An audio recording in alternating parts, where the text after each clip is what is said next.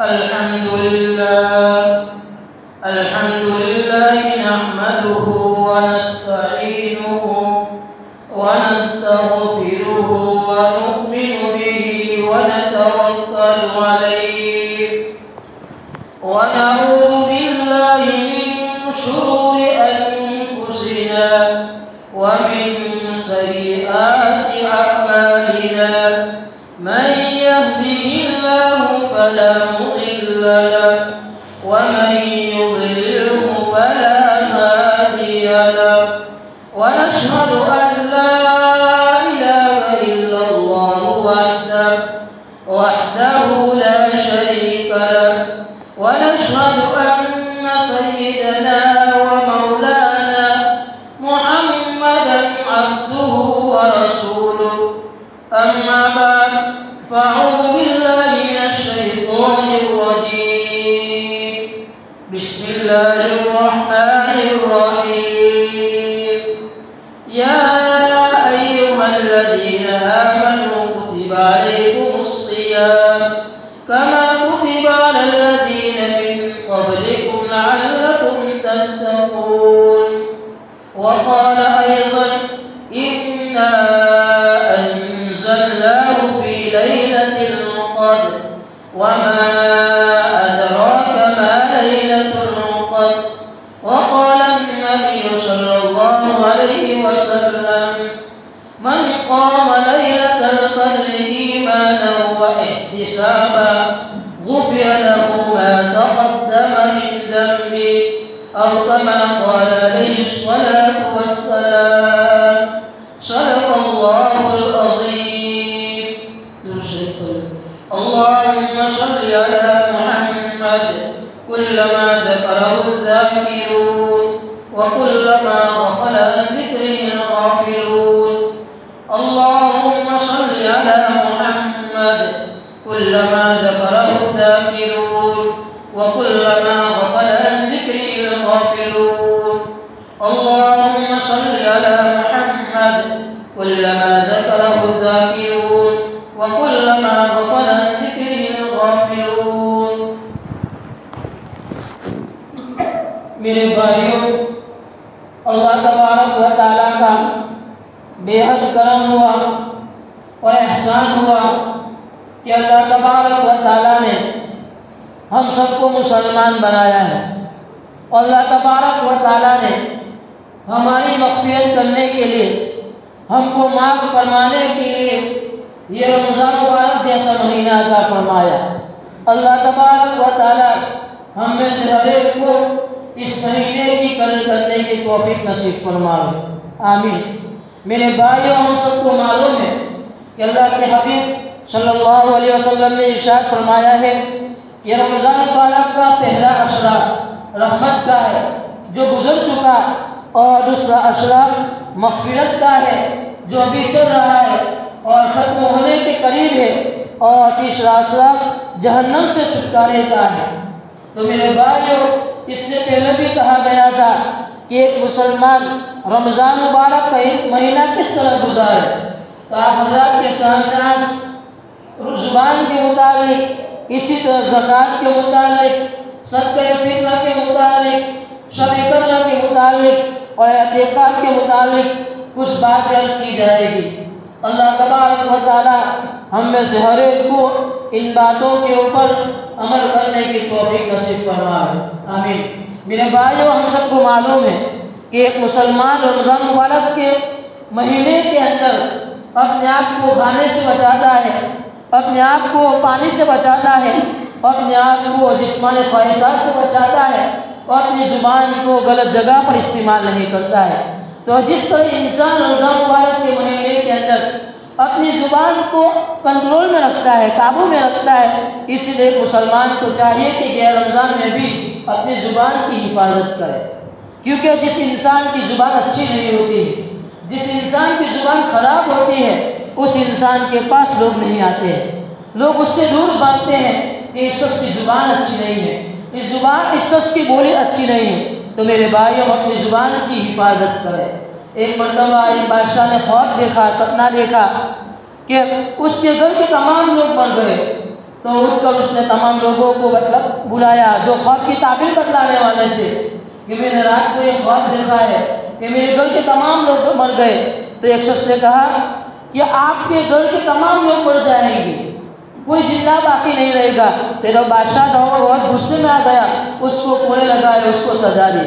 اور ایک شخص نے کہا کہ بادشاہ سلامت, یہ اس کے اندر یہ اشارہ ہے کہ آپ کو آپ کی عمر بہت لمبی ہوگی, اللہ تبارک و تعالیٰ آپ کی عمر کے اندر برکت دے گا, اضافہ فرمائے گا. تو بات تو ایک ہی تھی. تو ایک نے کہا کہ آپ کے گھر کے تمام لوگ مر جائیں گے, اور دوسرے نے کہا کہ آپ کی عمر کے اندر اور اضافہ ہوگا, خوب برکت ہوگی. تو اللہ تعالیٰ اس بادشاہ نے اس شخص کو بہت نوازا, یہ ہدیے سے بہت نوازا. تو اس زبان کی نحوست ہوتی ہے کہ ایک انسان اپنی زبان کو صحیح استعمال کرتا ہے تو لوگوں کا محبوب بن جاتا ہے, اللہ کا محبوب بن جاتا ہے, اور لوگ بھی اس سے محبت کرتے ہیں. اور آج کل یہ دیکھا جاتا ہے, لوگ یہ کہتے ہیں کہ میں تو جو بھی ہو, جس کو جو کہنا ہوتا ہے سامنے بول دیتا ہوں. میرے بھائی اس کے لیے بھی حکمت کا ہونا ضروری ہے. بعض لوگ یہ کہتے ہیں کہ مجھ کو جس کو جو بولنا ہو میں اس کے سامنے بول دیتا ہوں, لیکن قرآن کریم کے اندر اللہ تبارک و تعالیٰ کے حبیب کو فرمایا ہے وَلَوْ كُنْتَ فَظًّا غَلِيظَ الْقَلْبِ لَانفَضُّوا مِنْ حَوْلِكَ, کہ اگر آپ نرم نہیں ہوں گے, آپ غصے والے ہوں گے تو لوگ آپ کے پاس نہیں آئیں گے. تو حکمت کا ہونا بہت ضروری ہے, کیونکہ ایک انسان جب لوگوں کے سامنے کوئی ایسی کڑوی کسیلی بات کہتا ہے تو علماء کرام لکھتے ہیں کہ تلوار کا زخم اچھا ہو سکتا ہے لیکن زبان کا زخم اچھا نہیں ہو سکتا ہے. کہ تلوار کے زخم آنے کی وجہ, لگنے کی وجہ سے رات کو نیند آ سکتی ہے, لیکن زبان کے زخم کی وجہ سے رات کی نیند حرام ہو جاتی ہے. تو میرے بھائیو, جس طرح انسان رمضان مبارک کے مہینے کے اندر اپنی زبان کی حفاظت کرتا ہے, اسی طرح یہ رمضان میں بھی اپنی زبان کی حفاظت کرے. اور دوسری بات, اس مہینے کے اندر ہر شخص زکات نکالنے کی فکر کرتا ہے. اور قرآن کریم میں اور اسی طرح احادیث مبارکہ کے اندر اللہ تبارک و تعالیٰ نے, اللہ کے حبیب صلی اللہ علیہ وسلم نے بہت فضیلت ارشاد فرمائی. اور زکات نہ لینے کے اوپر اللہ تبارک و تعالیٰ نے بہت وعیدیں سنائی ہے. قرآن کریم اللہ تبارک و تعالیٰ نے جہاں نماز کا تذکرہ کیا ہے, بہت سی جگہوں پر نماز کے ساتھ اللہ تبارک و تعالیٰ نے زکات کا بھی حکم دیا ہے. وَأَقِيمُوا الصَّلَاةَ وَآتُوا الزَّكَاةَ, کہ نماز پڑھو زکات دو. اور اللہ تبارک و تعالیٰ نے سورہ بقرہ میں فرمایا ہے الف لام میم ذَلِكَ الْكِتَابُ لَا رَيْبَ فِيهِ, یہ کتاب یعنی قرآن کریم لا ریب فیہ, اس کے اندر کوئی شک نہیں ہے. ذَلِكَ الْكِتَابُ لَا رَيْبَ فِيهِ هُدًى لِّلْمُتَّقِينَ, یہ ہدایت ہے متقی لوگوں کے لیے. الَّذِينَ يُؤْمِنُونَ بِالْغَيْبِ, جو غیب کے اوپر ایمان رکھتے ہیں, جنت کے اوپر, جہنم کے اوپر, محشر کے اوپر. الَّذِينَ يُؤْمِنُونَ بِالْغَيْبِ وَيُقِيمُونَ الصَّلَاةَ, اور نماز کو قائم کرتے ہیں. وَيُؤْتُونَ الزَّكَاةَ, اور زکات دیتے ہیں. وَمِمَّا رَزَقْنَاهُمْ يُنْفِقُونَ, اور ہم نے جو ان کو رزق دیا ہے, روزی دی ہے, اس میں سے خرچ کرتے ہیں. تو قرآن کریم کے اندر جہاں نماز کا تذکرہ آیا ہے وہاں اللہ تبارک و تعالیٰ نے زکات کا بھی حکم دیا ہے. اور اسی طرح اللہ تبارک و تعالیٰ فرماتے ہیں وَمَا أُوتِيتُم مِّن زَكَاةٍ تُرِيدُونَ وَجْهَ اللَّهِ فَأُولَٰئِكَ هُمُ الْمُضْعِفُونَ, تم زکات ہوگے, اللہ تبارک و تعالیٰ تمہارے مال کے اندر کمی نہیں کرے گا.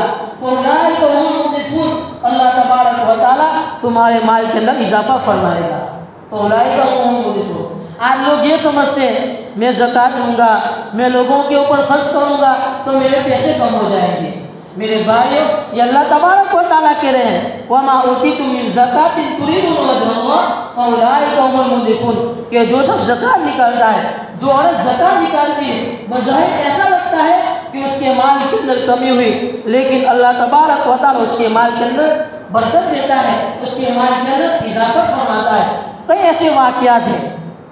ایک شخص کا واقعہ ہے کہ وہ ہر سال زکات نکالتا تھا, ہر سال زکات نکالتا تھا, لیکن حساب کیے بغیر اندازے سے زکات نکالتا تھا. تو ہر سال اس کا کوئی نقصان ہو جاوے, کاروبار کا کوئی نقصان ہو جاوے, گھر کے اندر کوئی بیمار پڑ جاوے. تو ایک عالم صاحب کے سامنے بات رکھی کہ میں ہر سال زکات نکالتا ہوں لیکن میرے کاروبار کے اندر نقصان ہوتا ہے, میرے گھر کے اندر کوئی بیمار پڑ جاتا ہے. تو اس عالم صاحب نے پوچھا کہ آپ زکات نکال دیں؟ تو کہا کہ ہاں میں زکات نکالتا ہوں. پھر پوچھا کہ آپ زکات کس طرح سے نکال دیں؟ کہ میں تو اندازے سے نکالتا ہوں. تو فرمایا کہ آپ اندازے سے مت نکالو بلکہ حساب کر کے نکالو. ایک ایک چیز کا حساب کر کے نکالو. اس شخص نے آئندہ جب مہینہ آیا، رمضان مبارک کا مہینہ آیا، تو ایک ایک چیز کا حساب کر کے زکات نکالے. تو اللہ تبارک و تعالیٰ نے دوسرے سال اس کے مال کے اندر بہت برکت دی، بہت اضافہ فرمایا. یہ زکات کی حکمت ہے، یہ زکات کا فائدہ ہے. تو ہم یہ سمجھتے ہیں کہ زکات نکالیں گے تو ہمارا مال کم ہو جائے گا، یہ ہماری نگاہ کے اندر مال کم ہوتا ہے، لیکن اللہ تبارک و تعالیٰ دوسرے سال بہت برکت دیتا ہے. تو ہم اپنی زکات کو تاوان نہ سمجھیں، بوجھ نہ سمجھیں، خوشی سے نکالیں. یہ جس کا نماز فرض ہے، جس طرح روزے فرض ہے، جس طرح حج فرض ہے، اسی طرح زکات بھی فرض ہے. اسی طرح اللہ تبارک و تعالیٰ نے کہ اگلے انبیاء کی جو امت ان کے اوپر بھی زکات فرض ہے. جیسا کہ وَكَانَ يَأْمُرُ أَهْلَهُ بِالصَّلَاةِ وَالزَّكَاةِ کہ حضرت اسماعیل علیہ السلام اپنے گھر والوں کو نماز کا حکم کرتے تھے اور زکات کا حکم کرتے تھے. تو ہم زکات نکالنے کا اہتمام کریں. اور حدیث شریف کے اندر آتا ہے، اللہ کے حبیب صلی اللہ علیہ وسلم ارشاد فرماتے ہیں کہ جو شخص زکات نہیں نکالے گا تو اس کے مال کو توق بنایا جائے گا، یعنی فندہ بنایا جائے گا، اس کے مال سے فندہ بنایا جائے گا اور اس فندے کو اس کے گردن کے اندر ڈالا جائے گا. ہم سب کو معلوم ہے کہ اگر کوئی شخص ہماری گردن کے اوپر ہاتھ رکھ دے، زور سے ہماری گردن دبا دے، تو ہمیں ایسا لگتا ہے کہ ہماری جان نکل جائے گی.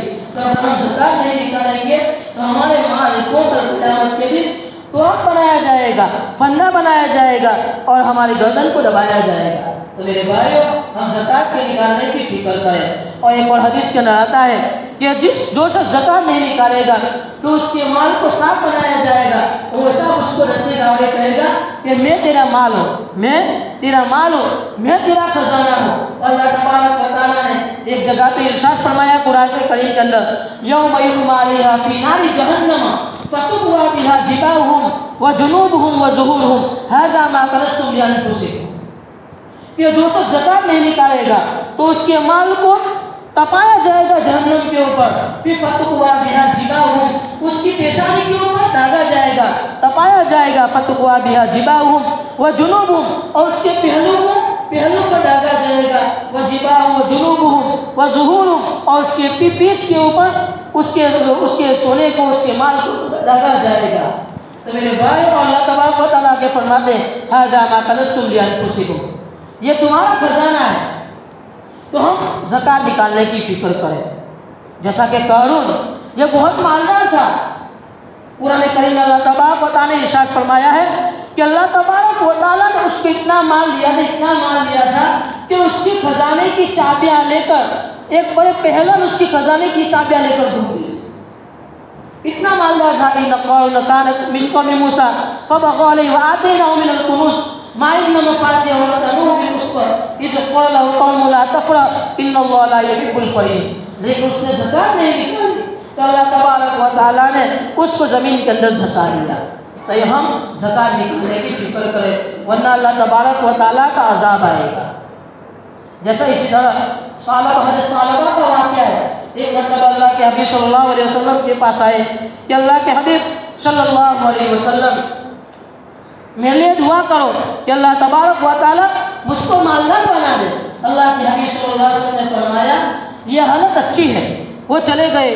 دوسری مرتبہ آئے کہ اللہ کے حبیب صلی اللہ علیہ وسلم میرے لیے مالداری کی دعا کر دیجئے.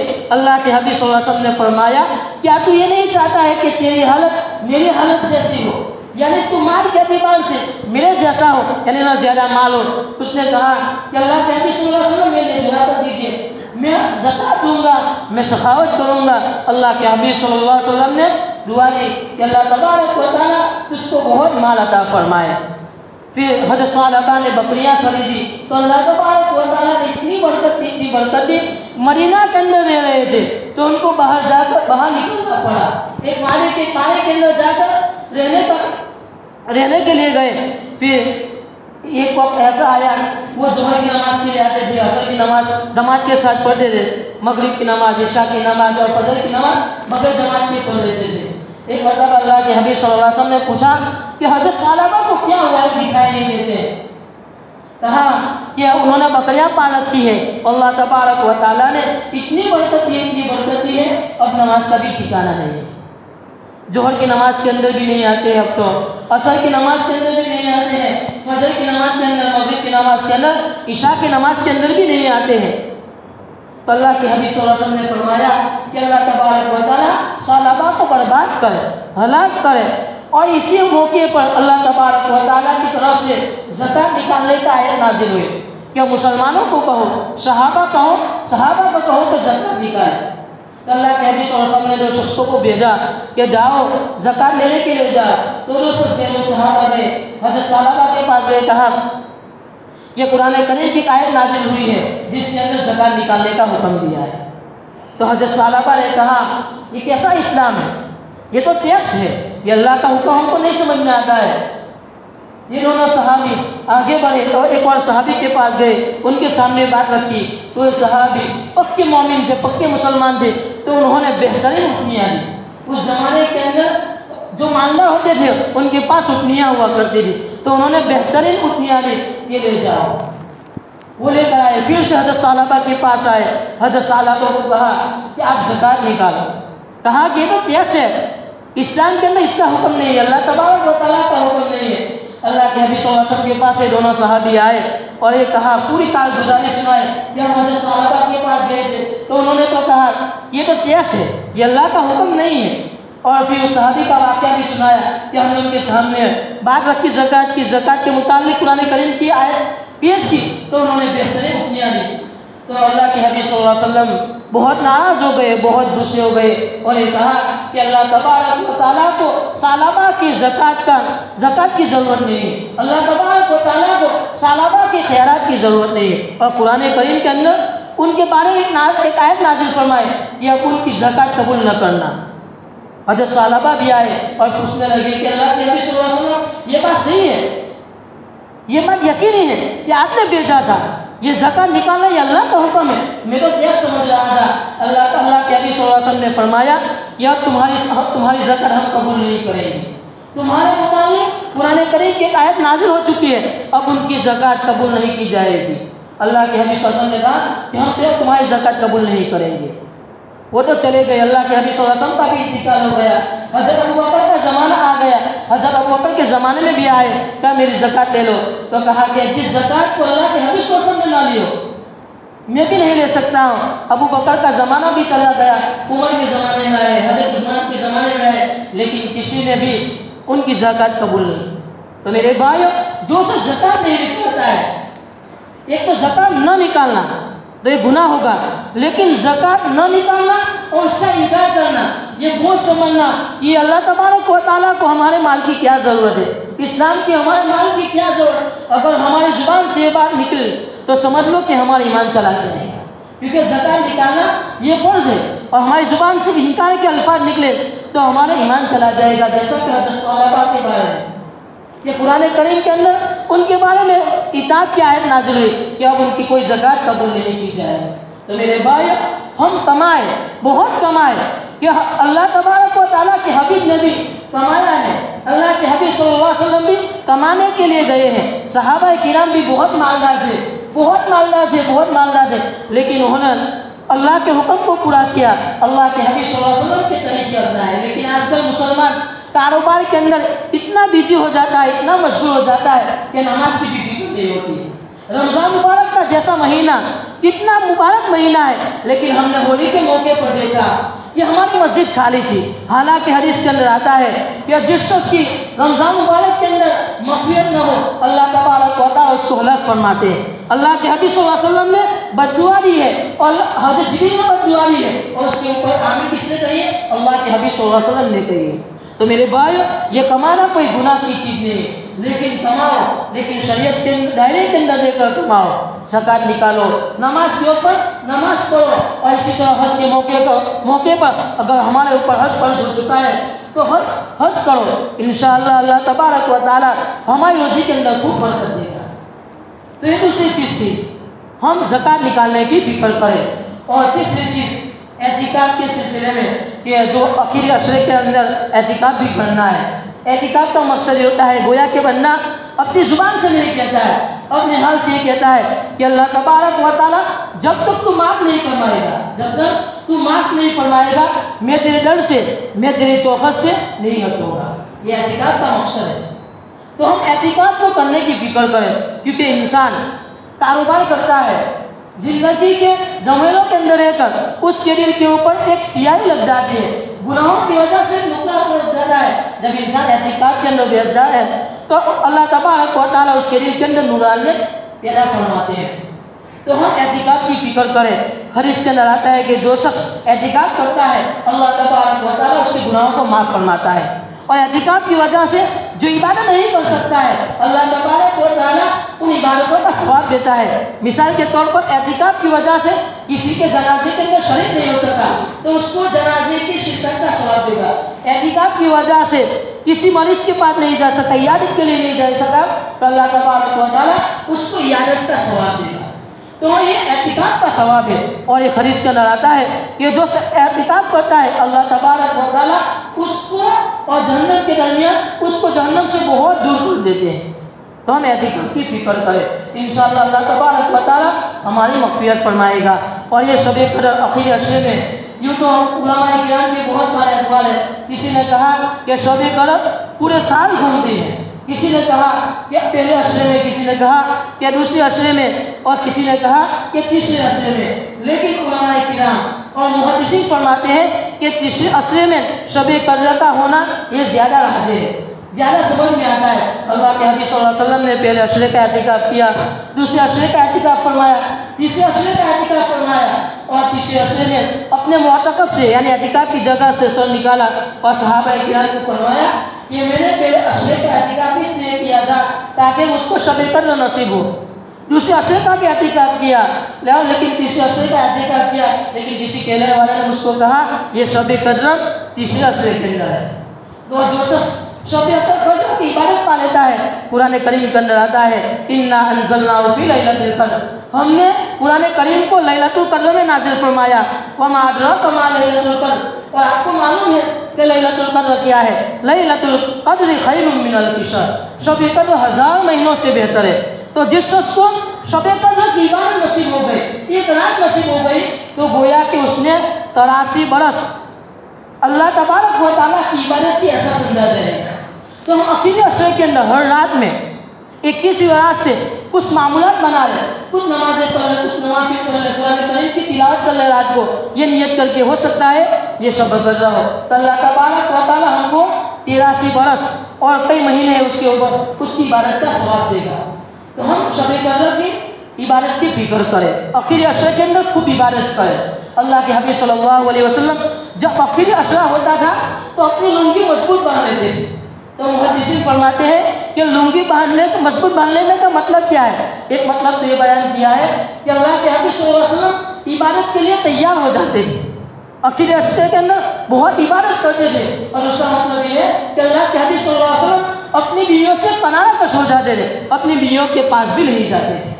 और उसके आगे फरमाते हैं कि अल्लाह के हबीब सल्लल्लाहु अलैहि वसल्लम खुद भी जागते थे, अपने घर वालों को भी जगाते थे। इससे भी मसला समझ में आया, ये बात समझ में आए कि आखिरी अशरे के अंदर खुद भी इबादत करनी है, अपने घर वालों को भी कहना है, अपनी लड़कियों को कहना है, अपनी बीवी को कहना है, अपने औलाद को कहना है। ये अशरा बड़ा मुबारक का अशरा है, बड़ा मुतबरक महीने का अशरा है। शब क़द्र की इबादत नसीब हो जाएगी तो अल्लाह तबारक व तआला हमको बहुत नवाजेगा। तो लैलतुल क़द्र शब क़द्र है। और एक आगे फरमाया अल्लाह के हबीब सल्लल्लाहु अलैहि वसल्लम ने मन क़ाम लैलतुल क़द्र ईमानन गुफ़िर लहू ईमानन व एहतिसाबन गुफ़िर लहू मा तक़द्दम मिन ज़ंबि। ये जो शख्स शब क़द्र के अंदर इबादत करेगा एहतिसाब के साथ यानी इखलास के साथ और ईमान के साथ, अल्लाह तबारक व तआला उसके गुनाहों को माफ़ फरमाएगा। तो शब क़द्र की इबादत की फिक्र करें, आखिरी अशरे के अंदर आज से ही हम फिक्र करें, खूब इबादत करें। और इसी तरह तरावी के अंदर हम देखते हैं कि पहले दिन कितने लोग तरावी के अंदर शरीक होते थे, लेकिन दिन बढ़ते गए, रोज़े बढ़ते गए और हमारे मुसल्लियों की तादाद भी कम होती गई। ऐसा नहीं होना चाहिए। ये बड़ा मुबारक महीना है, हमारा क्या बिगड़ जाएगा? हम दुनिया के लिए 24 घंटे देते हैं, 33 घंटे देते हैं, अगर अल्लाह के लिए 1 घंटा देंगे, इबादत के लिए 1 घंटा देंगे तो हमारा क्या बिगड़ जाएगा? जब आखिरी में होगा, जब कुरान करीम पूरा होगा तो जिन लोगों ने तरावी के अंदर मुकम्मल शिरकत की उनको खुशी होगी कि अल्लाह तबारक व तआला तेरा एहसान है, तेरा शुक्र है कि तूने हमको कुरान करीम सुनने की तौफीक नसीब फरमाए। और जिन लोगों ने शिरकत नहीं की होगी तरावी के अंदर तो تو ان کو افسوس ہوگا. تو اس دن کے آنے سے پہلے ہم ہر تیاری کے اندر شریک ہونے کی فکر کریں گے انشاءاللہ. اور اسی طرح آئندہ کل سے تفسیر بھی رکھی گئی ہے ظہر کی نماز کے بعد قرآن کریم کی. انشاءاللہ بہت وقت نہیں لیا جائے گا, 10 یا 15 منٹ لیا جائے گا, کیونکہ یہ قرآن کریم یہ اللہ تبارک و تعالیٰ کی کتاب ہے. یہ ہمارے اللہ کے حبیب صلی اللہ علیہ وسلم کے اوپر نازل ہوئی ہے. ہماری شریعت ہے قرآن کریم کے اندر, ہماری شریعت ہے. اور قرآن کریم اللہ فرماتے ہیں ذالک الکتاب لا ریب فیہ ھدی للمتقین, یہ ہدایت ہے لوگوں کے لیے. تو ہم صرف پڑھ لیں گے, یہ پڑھنے پر بھی ثواب ہے, لیکن صرف پڑھ لیں گے تو قرآن کریم کیا کہتا ہے, اللہ تبارک و تعالیٰ ہم کو کیا حکم دیتا ہے, یہ ہم کو سمجھ میں نہیں آئے گا. اس کے لیے ہم کو تفسیر میں بیٹھنا پڑے گا. تو انشاءاللہ آئندہ کل ظہر کی نماز کے بعد روزانہ 30ویں روزے تک قرآن کریم کی تفسیر کی جائے گی. اور یہ بات بھی دھیان رکھیں کہ بہت وقت نہیں لیا جائے, 10 یا 15 منٹ انشاءاللہ. اللہ تبارک و تعالی ہم میں سے ہر ایک کوئی باتوں کے اوپر عمل کرنے کی توفیق نصیب فرمائے. آمین. سبحان ربک رب العزت عما یصفون, وسلام علی المرسلین والحمد للہ.